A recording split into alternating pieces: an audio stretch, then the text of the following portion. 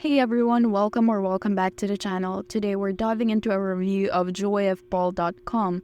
Is it a legit website for sports jerseys or is it a scam?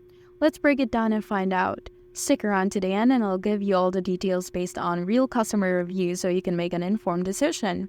Just a quick disclaimer before we begin, all of the information here is based on reviews from Trustpilot and the details found directly on the website. Let's talk about joyfball.com. The site specializes in selling sports jerseys, tracksuits, and other athletic wear. But is it all that it seems? First, the positive side. On Trustpilot, joyfball.com has a 3.8-star rating with over 500 reviews, so it's not exactly a total scam. Many customers have reported that the quality of the material is pretty good. In fact, one reviewer said good quality and material. My husband loved it. So it seems like they're not just shipping out knockoffs.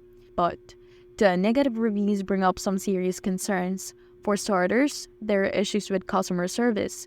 Multiple reviewers have complained that their customer service is unresponsive, especially via WhatsApp, and it can take days to get a reply via email. One review mentions that despite receiving only 3 out of 4 items in their order, JoyFBall offered a coupon code worth half of what was actually paid. Seems a bit sketchy, right? And then there's a size issue. A reviewer ordered a tracksuit in size L but claimed the sizing chart was unclear. They thought it matched the jersey size chart, but when the product arrived, the pants were way too small. They asked for a refund or a replacement, but JoyFBall said it was their fault for not checking the chart more carefully. This reviewer also mentioned the zip quality was subpar, and overall they weren't happy with the purchase. They've had trouble getting a refund, which is another red flag. So, what's the final verdict? joyfball.com is not a total scam. They do ship out products and some customers have had good experiences with the quality. However, the poor customer service and size issues seems to be ongoing problems.